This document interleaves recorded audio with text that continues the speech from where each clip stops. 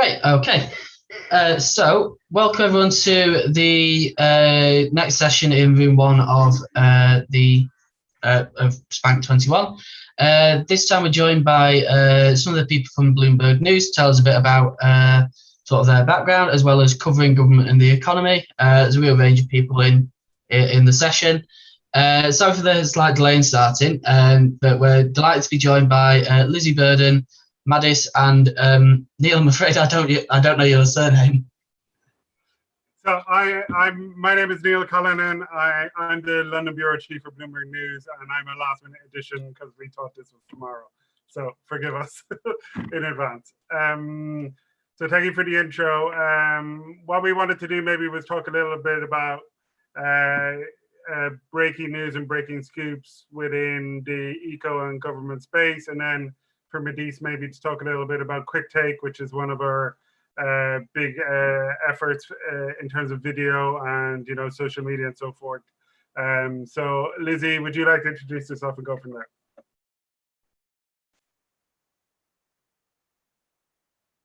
You're muted, Lizzie. Classic. Forgive me. So I'm Lizzie Burden. I'm a UK economy reporter at Bloomberg in London. I cover the Treasury, the Bank of England, the UK economy, and especially trade. And I write the weekly Beyond Brexit newsletter that we send out. I previously was an economics reporter at the Telegraph, and before that I was a graduate trainee at the Times. And I'm sure I'll tell you all the rest later. I worked in documentary film before that, I was a model before that, and I read history at Cambridge. Madis, over to you. Thanks. So my name is Madis. I work for Quick Take, which is essentially Bloomberg's new media, social media focused division. And I'm a producer there, but I also do a little bit of anchoring. And I've been with the company for 2 years. Before then, I was working at Quartz in video. And prior to that, I was in Columbia Journalism School in New York. And I actually moved to New York after graduating with a history degree here in the UK. Yeah, that's kind of a short intro. And I'm Neil. As I said, I'm London Bureau Chief. I grew up in Ireland, went to school in a very working class area. Then went to college in Dublin and started on newspapers. And then in the recession of 2008, 2011, I moved to London to work for Bloomberg and went from there. Lizzie, do you want to talk a little bit about covering Brexit and kind of the stories you've broken and how you've gone about that and the techniques you've used that may help the students on this? Yeah, so I thought first of all I'd talk about some of the techniques that have really helped to get scoops and break news. I remember when I was doing my first internship at the Times, and I used to ask people, but how do you do it? And one journalist said to me, well, that's the Holy Grail. And that was about all the advice that I was given. And what I learned more when I did the internship at Bloomberg was that it's all about relationship building. And so when I was given the economics beat, and especially trade, I would look at stories written by rivals at other publications, and every single time there was someone quoted that I hadn't spoken to before, I would call that person for a chat and just introduce myself. And then I'd meet them for a coffee and take them out for lunch, and then I would keep checking in with them and following up all the time and asking who else I should speak to, and relentlessly make sure that I was on top of what was important to them. And an important thing about that is I think to remember that no one's too insignificant to talk to. You want the high level insight, whether that's from politicians, lobby groups, economists, but you also want to know what's going on the ground. And so a lot of the Brexit story has been about the experience of hauliers taking freight across the channel. And so there are loads of lorry drivers that I speak to and just hear what's going on the ground. And then, I might hear something from them that I then ask the person who represents the lobby group who's going to the select committee meetings, what's going on. And one thing that I would advise about these conversations is, it's really an exchange of information. And so the more that you know, the more that person is going to tell you. So it's really important to keep abreast of what's going on in the debates on your beat. So, for me, trade and Brexit, I'm reading all the coverage of what the FT, the Economist, the Wall Street Journal, Politico, the Times, the Telegraph, the Mail, what everybody's writing. And I'm watching the news, I'm listening to the podcasts, I'm listening to what the trade experts are writing and saying. And it's because the more you know, the more interested you'll come across, and that enthusiasm is really infectious, because the people that you're talking to, this is what they're passionate about as well. And so if you can have a conversation more on a level, then you're more likely to get more out of it. Another way that I find is good to encourage people to tell you stuff that you want to report, is to think about why where you work is the best platform for someone to tell a story, and really sell that to them. So if you're working on a student publication, why is your student publication the best place to break this news? I remember when I was at the Telegraph, we were the communications with the Tory voting public in Britain. So that's how I was selling it to people. But at Bloomberg, we're the medium you want to get through to the traders and the investors and the analysts. And so it's a different sell, but really, if you want to reach the financial audience and you want what you're saying to be respected, you want to do it through Bloomberg. But also, if you want to reach a wide young audience, a young professional audience, maybe you want to tell me and we'll do it as a quick take video, and Madis will tell you about that later, because we've worked on quick take videos together as well. And the other thing is, when you're talking to these contacts, always throw it forward. Ask them what's next, what's coming up, what are they concerned about, what are they planning for, what's in the diary. And if they talk to you about a meeting or something that they've been to, ask for the documents, ask for the PowerPoints, ask for the letters, because that's where you're going to get that chart that just really illustrates the thing that you need to say in your story. Another thing I wanted to talk about was what I've learned about journalism from covering Brexit. Given how polarised the debate is, one thing that I thought was important to mention was dealing emotionally with the backlash. When I was at the Telegraph, the comments below the line are really passionate. You've got a lot of people who are really pro-Brexit. And then when I was on Twitter and I was promoting the stories on Twitter, there are a lot of people who back Remain on there. And so I found that it felt like everybody hated me, because at the same I was in trouble for reporting the facts about Brexit, and I was in trouble for working at a paper that was seen to have supported Brexit. And so I had to grow a thick skin, and I think that's really important in journalism, to just have full conviction in the facts that you're reporting, make sure that they're well sourced, and write the truth. And when you put it out there to the world, people are going to have their views on it, but you've got to hold strong in yourself. And an important thing in telling it straight is relying on the data and really hunting out new data. So since I've been at Bloomberg, we've broken exclusive data showing the freight flows between the UK and Europe, both before and after the UK left the single market and customs union. And that's, you can have all this high level spin, but when you can actually illustrate it with data, it's hard to argue with it. But then on the other hand, I'm talking about the backlash from social media, but social media's really got a power to it, and it's great for news gathering. I follow all the other journalists in the space on Twitter and see not only what they're writing in their publications, but what they're thinking when they just tweet out their thoughts on a debate. LinkedIn has been really useful for getting in touch with professionals in the area.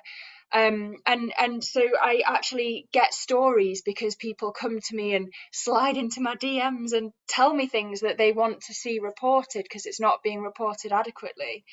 Another thing that I've learned from covering Brexit is the importance of mentors. This beat attracts the creme de la creme of journalism, and so of course there are people who are doing it who have been doing journalism for decades and have so much more experience. And I really tap them for advice, and the things I'm saying now are the things that they told me to do, and I've just followed what they've told me to do, and it works. And the last thing on that I would say is, another thing that I've learned from covering Brexit, because you have really great people doing it, is dealing with competition, and all the time people break news that you wish you'd broken. I remember almost immediately after the 1st of January this year, the FT had a story about fashion models and how they were affected by the new immigration rules. And that was a story that I should have broken. I was a model for 8 years. But what do I learn from that? I should have been talking to those lobby groups, and you get back on the horse, and you've got to enjoy the competition when you're a journalist, and get back in the saddle, and say you'll break the next one. Just make sure that you're at the front of the debate, and so that you can scoop your rival the next time. Neil, you asked what Brexit story I was proudest of, and I'd say it's both a Brexit story and a COVID story. When I joined Bloomberg in December, you'll all remember, I'm sure, there was that chaos at Dover, and you had the lorries parked up and people waiting for 2 days to get back across the channel. And it was because France had shut its borders for, I think, 48 hours to stop the spread of COVID coming into France.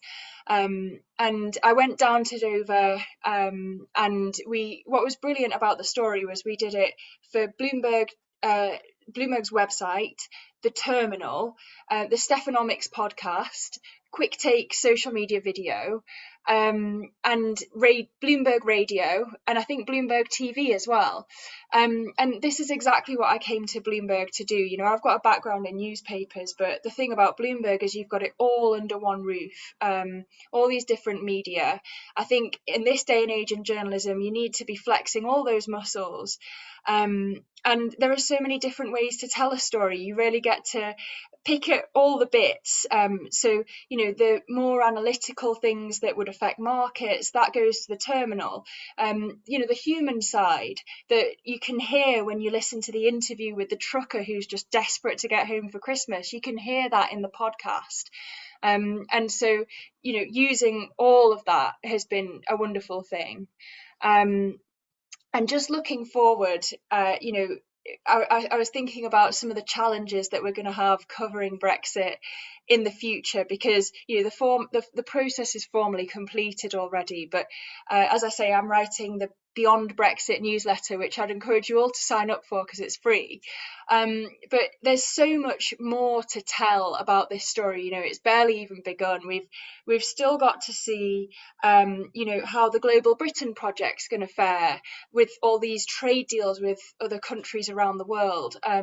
We need to see how the trade picture plays out in the UK as COVID dissipates. How is the UK economy going to be affected? And all of this is still happening before our eyes. So there's a lot more Brexit to come. But that's it from me. I'll hand over to Maddice, because I'm sure she could tell you more from the quick take angle. Thanks, Lizzie. So actually, I wanted to start with sort of explaining what Quick Take does.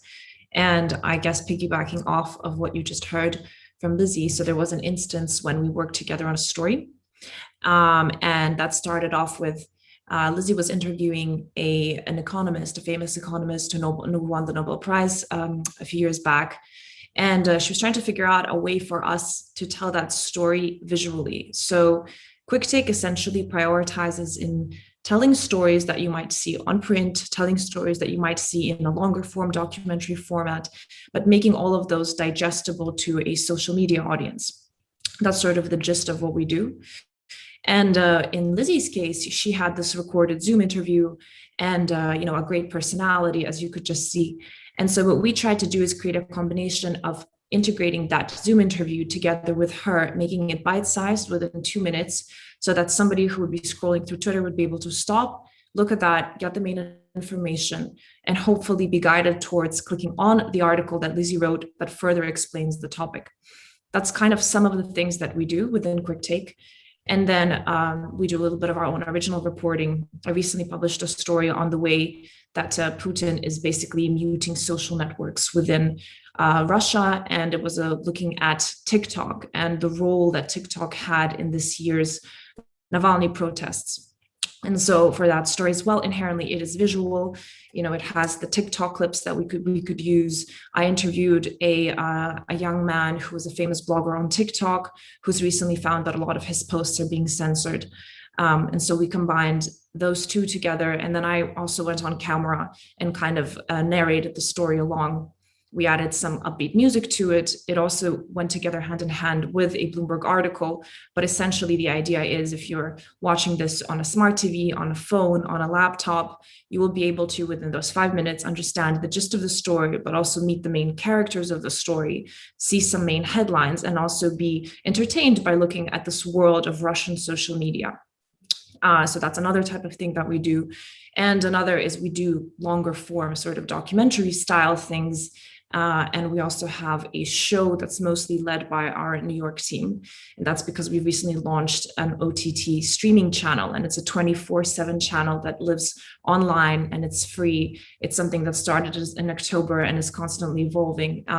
But the idea there as well is it's sort of moving away from traditional television, but also trying to find space within journalism, particularly for video journalism, but within the online sphere, which sometimes can be quite tricky with social media. So overall, it's a very exciting space to be in. And I think, when trying to describe exactly what I do, it's always a little bit difficult because I've been doing a little bit of anchoring for the past half a year, and it's not really something that I didn't really know that I had an interest for or that I could do. And once I started doing it, I really enjoyed the process. So that became a new kind of skill I'm developing within my career. But then, I spend half of my day editing videos still regardless, and it's something I really love to do. And I get to go on shoots once a week or twice a week, go meet people, film a theater, film a street, and use those sort of technical crafts. Then I could spend an entire day doing research and speaking to people on the phone and speaking to reporters in different bureaus around the world, trying to understand what stories that they're doing could also work for us and what we could rework that would meet both a young audience on social media, get them interested in the kind of work that Bloomberg does globally, but also hopefully has some kind of creative, new, innovative storytelling aspect to it. So overall, it's definitely a job that requires a variety of different skills and flexibility, because the space itself, this sort of social media video first space, is being constantly redefined. And I guess that's something that I think is important to understand when going into careers that are built around new media, is that, we're still in this new evolution of the internet.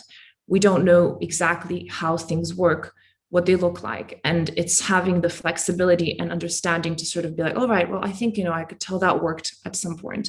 This didn't work. Maybe I shouldn't use that in videos anymore. Maybe next time I should have this kind of different lighting on Zoom when I'm interviewing the subject, and constantly evolving and growing not only your own skill, but also redefining the kind of visual storytelling that lives online. And I think this is something that a lot of media companies can often get trapped in, is when you create a specific style or you create a certain type of, a certain type of visual storytelling, and then continue to do that, people get very bored. And so I think that when entering a video job that is specifically targeted towards social media, the key is essentially to just always be ready to constantly, start over from new and do something completely creatively and try it again. And it's kind of cool because in a way you have a sounding board, you know exactly how things perform. You have the views and the likes and the shares, and you can kind of tell what works and what doesn't.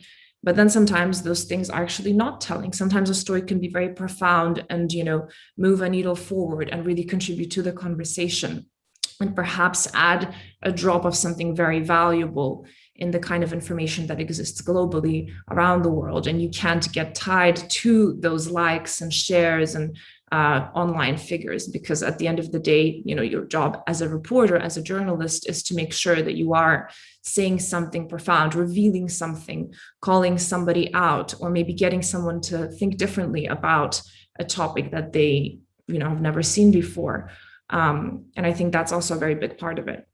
But I also wanted to talk a little bit about sort of why what QuickTake does is a little bit different to the rest of Bloomberg and Bloomberg News in general. So we often, work with different bureaus around the world. And what I think is quite interesting is you never really develop a beat, and that can sometimes be daunting to people. So, we do have some of my colleagues specialize in videos that are covering Africa specifically. Some of our colleagues specialize in videos that are mostly tech-driven. So there are definitely interests within our team, but overall, I would say we don't really particularly have a beat. So we often kind of go like, all right, what is what's happening in Ukraine? We have a reporter there. We have, a reporter in Russia going to protests. Okay, like there's this huge hydro dam being built. Like, how do we go there? And it's having this sort of constant connection with the rest of the company, which I think honestly is what makes the job really cool, because you're constantly, what's going on all the time, and you're getting to handpick the very best of the stories that are happening globally that would speak to a younger audience.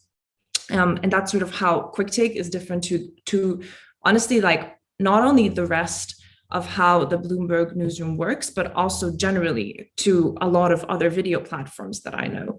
A lot of video platforms have their own producers that are doing their own reporting consistently, or there's a programming, or there's a specific set of videos that they do. Like part of what kind of makes QuickTake is that we try to tap into the rest of Bloomberg and turn those things into something that would be visually engaging to a young audience online. And I think something that I also wanted to mention is sort of character types. When you're going into a video first job, is understanding what's going on within the video field, right? So there's particular routes that you can take. There's documentary, that has its own kind of difficulties, especially nowadays in terms of careers and whatever. But it's a beautiful route to take. There's another route in video, which is kind of being more news forward, prioritizing news, and maybe working for a TV channel or a social network that is very sort of breaking news heavy. And then there is the third, which is sort of working within, a company like Bloomberg that has a video department that perhaps is constantly evolving, but that comes with also having a lot of flexibility and being able to pivot quickly when something needs to change. And so in video, I think it's two things that sort of really make up, from what I understand, and I know, I do have very limited experience compared to a lot of video OGs who like been around and worked and in so many places, Vice and this and that and CNN, and have all these different types of sort of experiences to compare to. My experience is only online first. So like I've made a documentary once on my own, but it was also, done on a phone. It's an hour-long documentary about gender inequality in Kazakhstan, which is where I'm from. And that was like the first piece of real big journalism that I embarked on. And I was like, I really feel passionately about this topic. What do I do? How do I say it? So I took my phone and recorded this sort of bizarre hour-long documentary that is like very difficult to watch unless you're a woman from Kazakhstan or like feel very passionately about this topic. But it was a cool experience. And I was like, all right. So I realized that what I like about this is the fact that it is social media focused, or that, it has this element of a phone, of an iPhone user, of this sort of like constantly evolving space. And so I made sure that for the rest of my career, I kind of, went towards that area. And I worked at Quartz in the video team, partially because it was one of the first publications that launched online only, and they had a big focus on that. And I went to QuickTake also because I knew that they're evolving and there's constantly space being done there. And that a lot of the times in the industry, the kind of stuff that QuickTake does is seen at a very high standard. And also Bloomberg has the resources to sort of advance a lot of the visual new media storytelling that sometimes requires resources, and it requires having these, you know, thousands of journalists around the world to really create something that is not only just interesting to a social audience, but also carries a journalistic weight to it. And so that's sort of why I was really looking at Quick Take when I was applying for jobs. But yeah, anyway, I think it's important to sort of understand, you know, as a video journalist, as somebody who's interested in that, where you want to go within this field, because there's so many different paths that you could take. And it's actually, the saddest thing is when you see somebody who is within a video job and they're like, definitely not in the right place. You know, it's like, okay, this person should be doing long form documentaries because like they're that, or this person has like amazing technical camera skills, probably shouldn't be working in a social media first platform. So that's sort of a really big part of it. But I think video generally is a combination of reporting, of understanding journalism, just generally, like what, you know, having the basic reporting skills, how to tell a story, how to find sources, how to back sources, how to verify facts. The groundwork for those things really needs to exist within a video journalism job, because I think a lot of the time there is a little bit of this idea that, you know, video is creative. You take a camera, you go meet people, you go talk to people. Yeah, but like, you know, you're going to waste everyone's time that way. Like, you know, there's so much editing that goes into video. There's so much technical work that before you even start producing the thing, the effort that goes into pre-production of understanding, getting the right character and making sure the story you're seeing is right is so crucial, you know, because say a day's shoot is actually quite expensive. Or, you know, carrying a camera around town as a one-woman camera band, which is a lot of the time what I do, is it's an effort you feel the next day on your shoulders when you're carrying a camera, lights, and a tripod. And there's nothing worse than getting there, setting everything up, and then realizing you're actually like interviewing someone who no one will listen to because it's really boring. And so that's like having those basic journalistic skills is just the beginning of a video. And then video continues to have the technical craft and technical elements. And this, you know, I really love, and you have to really sort of love and want to put in that hard work with technical equipment. Like I really love shooting and I really want to get better at it. Sometimes it's difficult to find the time, but it's really important that if you have an interest in operating a camera, just do it. Just take the camera and just hang out with it all day, like film whatever, you know, try different settings, but really get to know it. And then, you know, with editing, the same thing. It's all just practice, just keep editing, keep editing, keep editing. And in that sense, really, there is no shortcut. You can always tell somebody's level of technical ability. Literally from the moment you sit down next to them and look at them edit for a minute, you already know. And that's the interesting thing about video is like, you cannot bullshit your way through video at all. People either have the skills or they don't. And when one of those is missing, say the journalistic aspect or the technical one, there's always something goes wrong, right? Either there's not enough technical skill to make it happen, or there's not enough of an understanding of journalism or just basic reporting skills. And then they're lacking and the thing may be beautiful, but actually there's no story. So these are the two things that I'd say, you know, in terms of going into a career in video journalism. It's like, actually, no, it's not just video and it's not just journalism, it's video journalism. There's a reason that there's two words and you have to know both of them. And sometimes, honestly, like I think it's starting off in video journalism must be very, very difficult. And I think that it really helped me that I was very, very thankful to be able to go to grad school to learn a lot of these technical skills, to learn a lot of this reporting. But I'd say when you just embark on the career, the first 2 years are going to be intense because it's like, you know, you have to get to the level of both the journalism and the technical abilities and get to a level where you can enter a newsroom and actually productively operate within that space and contribute to it. So it's a lot of work, but it's so fulfilling and it's super, super, super exciting. And as long as you have the passion and drive for it, then, you know, you'll do it perfectly. And then I guess like another thing I wanted to talk about in that regard is social media and what social media is generally within news. Like, you know, social media is a tool in one way, definitely, like for both reporting, but also for publishing stories. You can take essentially your entire like following, and you can curate an entire direction of the kind of stories you're telling. You can like gather, reporters often have like quite a big following on Twitter, or or on Instagram or whatever, and those people are following those reporters because they know that that's what they're going to get. These are the kind of stories these people cover. This is the kind of personalities they have. So it's a tool definitely for both reporters that are covering specific beats, or video journalists like myself. But then there's also sort of this other side of social media, which is having to create content specifically for it. So when it comes to not self-promotion on social media, not kind of building your own following as a reporter, as a standalone reporter, but when it comes to sort of working for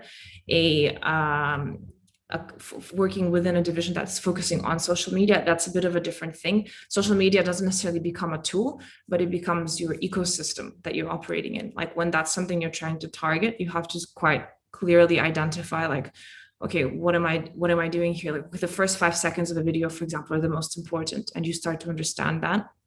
And you start to sort of make sure the first 5 seconds, like you edit that from beginning to end, you really focus on it. So like, okay, because that person stays there after 5 seconds, we're doing something right. If they stay there till the 6th minute, that's super rare. If they stay there till the 15th minute, then you're probably on YouTube and definitely not on Twitter, definitely on Instagram. So it's sort of understanding how to, play with your audience and figure out what works in each social network.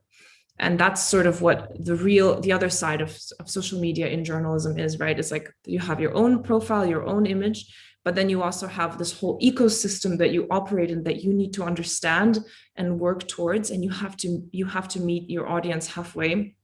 And I think that in this next evolution of the internet, there's not going to be such a thing where like you're doing your own video storytelling, or you're doing your own storytelling for the sake of it and publishing it and being like, well, I know what I did, it's done, that's it.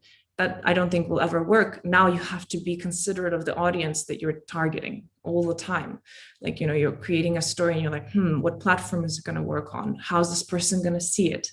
When you're publishing your own stories, is it worth publishing a 7-minute video on IGTV? I don't know, maybe not, right? No one knows, but maybe it's worth publishing 30 seconds and then linking to the video on YouTube. So it's sort of like we are now witnessing this whole other side of journalism, where in a way you are not only the person reporting and not only you are the journalist, but you're also a content maker. And I think that's important to realize, and there's no escape out of it. It's almost like, the medium has changed, so the message has to change too. Yeah, I'm a little bit cognizant of the time. I don't know how much time we have, because I know there are questions, right? Yeah, maybe I'll talk a little bit just as well, and just to tell everybody, if you want to ask a question, then please just leave it in the group chat, and we're happy to answer anything you have to ask in terms of advice and so forth. Just to say, as a wider thing, I know business journalism can be very intimidating for people of your age who are still in college. I certainly never expected to become a business journalist. I was going to become a sports or a music journalist, and I literally would have laughed at you if you had told me that I would end up a business journalist. But I've been doing it for 20 years, and what it really comes down to is you write the same stories just in a different way. So the top of the story is a bit different, but actually the rest of the story is the same thing. And that means you get the same thrill out of breaking a scoop as you do from working in a newspaper on the government desk or politics desk, should I say, or whatever desk may be. And as I say, I've been doing this for 20 years now, and it's that you do get addicted to that adrenaline kind of spike going up of, oh, I may have a scoop, oh, I'm getting this scoop, oh, I'm going to break this scoop, and then the scoop comes out and you're kind of relieved and it's great and everybody's delighted, and then somebody else has got a scoop and then you're down because somebody else has broken a story, so you got to get another story, and then you go up again, and it's really, really addictive. And that's why I'm still doing this 20 years on, and really would encourage you to work in news and in journalism going forward, business journalism or whatever else you choose to do. I just wanted to echo some of what Lizzie said about news breaking, just add maybe some techniques that I have found useful over my what is now long career, God help us all. One is read the news critically. So, you can read the news as a passive observer, and then that tells you what has happened, right? What you should be doing is read the news and start thinking about what did they miss? what else is going on, what other angles here have not been dealt with, and then also ask, as Lizzie said, what happens next. And if you think about what happens next, you can get ahead of the news and try and break it. If you think about what they've missed, then maybe you can put in a Freedom of Information Act request. And I just think people don't do enough of these. They are free. It costs you nothing, and the worst you can get is a no, you're not having these documents. But when you do get the documents regularly, you get really interesting stuff. So use FOI a lot. I think the key trait in any journalist is being nosy. If you don't care, and if you're not like ringing people to find out what's going on, you are not going to be as successful as you could be. So being a nosy person is really useful in journalism. I always advise my reporters to find a person that nobody else is talking to. There are an amount of people in rooms who have been media trained to within an inch of their lives, and they know exactly how to talk to journalists and what they should and shouldn't say.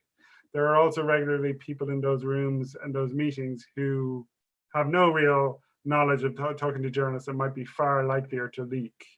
So trying to identify who those people are who might be willing to talk gets you ahead of the game, and again leads to scoops. When you're on the phone with somebody, always ask what's going on that people aren't covering enough, because that gives you your ideas for your next story. And then you should always ask them the simple question of any other news, because if you don't ask that question, people regularly won't volunteer information, like go, oh, I don't know about that, but did you hear about this? But if you ask them regularly, they will, because they feel that natural psychological tension of, oh, I have to do something to help this person who rang me, took the time to ring me. And regularly you can come up with really good stories with what is an innocent question at the end of the day. So those are the main techniques I wanted to highlight to you. Just that as well, we have internships. We've selected them for the summer this year. They're 10 weeks long, 1 week of training. So you get up to speed on the business journalism side of it. And then you do 9 weeks between two desks. And then we do hire people usually afterwards, as opposed to some of our competitors. David has a question, which is, how do you earn the trust of the public, especially as trust in the mainstream media is declining each year? Lizzie, do you want to take that one? It's a good question. Yeah. First of all, I'd go back to what I was saying about your sources. Make sure, if possible, that you're going to name them on the record. And that's always better, and it's always better to have more than one. And we have to do that at Bloomberg. Especially when it's when they're unnamed and they have to go through a very, very rigorous process of being checked, so that we can be really confident in what our sources are saying. And the thing that makes the public trust you is when you say that sources said something, that story proves to be correct the next week. And the more you're ahead of the news, as Neil was saying, and people can come back to you and realize that this person is reporting things because they really know what's going on, the more the public trusts you. I think it's good to show your expertise when you have the opportunity. So we already, as I say, have all these different platforms like Bloomberg TV and Bloomberg Radio, but I do the paper review on the BBC, and sometimes I go on Times Radio, and I talk about things that I know about, and then I find that people want to come and tell me things that they need reporting because they trust that Bloomberg will do it well. And then internally, I think it's really important to remember your purpose. If I had an agenda, I'd go and be a politician. I'm not out to influence people. I think it was a huge compliment actually at the Telegraph that I was getting criticism below the line, and I was getting criticism on Twitter because what I was doing was reporting the facts, and it was annoying the Remainers and the Brexiters. You need to hold true to that purpose and stick with reporting and understanding what's actually happening, and that's what really drives me. So they're the things that I'd say about trying to earn that trust, but it comes over time. Yeah, I'll elaborate slightly on that as well, which I think is, our reporting is non-partisan. And I think people really value that. And what does nonpartisan mean? You tell the facts straight, and where two sides have differing views, you focus on one side, which is linked to the story, but you also put forward the other side. Now, there have been cases in America, both siderisms, where that's become controversial. What we're doing is providing the facts with the viewpoints, so people can interpret the facts around that. And that's how we avoid those kind of questions. And I think that works in terms of building trust as a news organization. Generally, the feeling is if we have written something, it's true. If it's not, we're going to hear from all our clients, newspapers and otherwise. And we take things very, very seriously in that regard. And we want to have everything right at all times. We do make mistakes. Everybody is human. But hopefully those standards kind of shine through in our journalism, and that is why we have earned the trust of the people. Lauren asked me, the shift from working in journalism in Ireland to working in the UK, in the general sense of the industry environment, but also in the context of covering an issue like finance in a new country. So I joined Bloomberg after working as a journalist for 11 years at home, where I'd been business editor of a newspaper that closed down in the recession. I think I would have found it really, really difficult actually to join a UK newspaper at that stage, because it would have meant starting all over again with a brand new contact base. And so you would have gone back, I would have basically gone back to the same level as a graduate effectively. What I liked about joining Bloomberg is we can pick and choose which stories we write. We don't have to write everything. We are not Press Association or Associated Press or even the British media. We can say these stories are not important to our clients, so we're not going to cover them. Still, you know, you come somewhere like London, and obviously the size of it makes a massive impact. You can see somebody and then not talk to them again for a year. And it's very, very hard to build relationships in the way you could in Dublin, in London, because of that. You have to find ways around that. WhatsApp is obviously very handy for things like that. And it's just like, hey, how are you? Something as simple as that, people do appreciate it. But in the end, it worked, I think, because I worked for a US media organization. Now, people starting out, it's a very different thing because you're all at the same stage. I think, yeah, that's probably enough. How do I get contacts to talk to me? A young freelance and a student, more than journalists in staff jobs who have the backing of their organization and years of experience.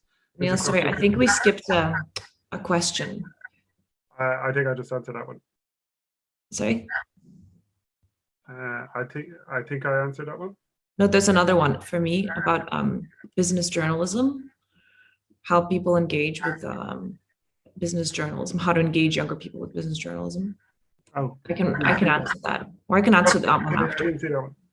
Go on, sorry. So I think that's an interesting one, getting people interested in, young people interested in business journalism. And I think maybe a way of doing that is sort of finding very interesting characters. Definitely, that's one way. Like actually, you know, business journalism doesn't have to be very dry. You can find like a very interesting entrepreneur doing something unusual, or a company that's focusing specifically on sort of gender equality, you know, and you can find ways to cover business that are engaging to young people. And I think maybe a starting point is sort of also knowing how to do it, like knowing it's sort of also understanding that, like, okay, you know, it's not starting the story or starting the video with some hard facts, or maybe like painting up a specific picture of where you're located in this warehouse. Maybe the first line should be like the most shocking thing that you learned from that interview with this entrepreneur, you know, or maybe the most sort of identifiable part of like the story on a small business down the road, like maybe, you know, the fact that they have this specific cup that they've been using for whatever, you know, like take this little thing that you can visualize at the very top, whether it's video or journalism, that might get somebody interested.